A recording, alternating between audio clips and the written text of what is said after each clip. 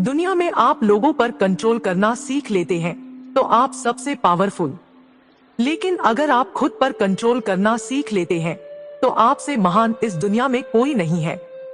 एक बार की बात है, गौतम बुद्ध से उनके शिष्य ने पूछा कि बताइए कर्म क्या है।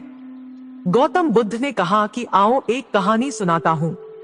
एक बार एक राजा हाथी पर बैठकर के अपने राज्य का भ्रमण कर रहा था और घूमते घूमते एक दुकान के आगे आकर रुक गया।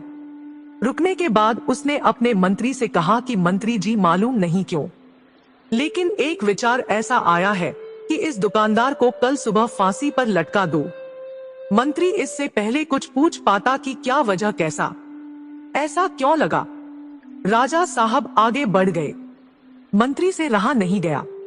अगले दिन मंत्री भेष बदलकर आम जनता के भेष में उस दुकान में पहुंचा और देखता है कि वह दुकानदार चंदन की लकड़ी बेचता था।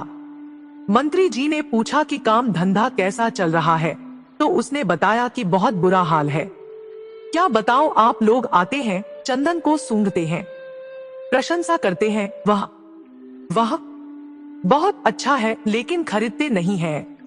बस इसी इंतजार में बैठा हूँ कि हमारे राज्य के राजा की मृत्यु हो तो उसकी अंत्येष्टि में चंदन की लकड़ी जाई, बहुत सारी चंदन की लकड़ी खरीदी जाएगी, वहां से शायद मेरे दिन बदलना शुरू।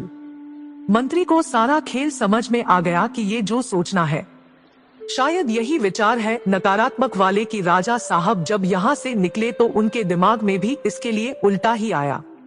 बुद्धिमान मंत्री था, उसने एक विचार सोचा। उसने कहा थोड़ी चंदन की लकड़ी खरीदना चाहता हूँ। दुकानदार भी खुश हुआ कि चलो कोई तो ग्राहक आए। अच्छे से उसने कागज में लपेट करके चंदन की लकड़ी मंत्री को दी। उसे मालूम नहीं था कि कौन था। मंत्री अगले दिन दरबार में चंदन की लकड़ी लेकर के पहुंचे और राजा साहब से कहा कि राजा साहब, वो जो दुकानदार था उसने आपके लिए तोहफा भेजा है। राजा बड़े खुश हुए और राजा ने सोचा कि अरे, मैं फालतू में उसको फांसी पर लटकाने की सोच रहा था, उसने तो तोहफा भेजा है। देखा तो चंदन की लकड़ी थी, बड़ी सुगंधित थी। राजा साहब बहुत खुश थे। राजा साहब ने सोने के सिक्के भिजवाए उस दुकानदार के लिए। मंत्री अगले दिन सोने के सिक्के लेकर पहुंचा, वही आम जनता के भेष में।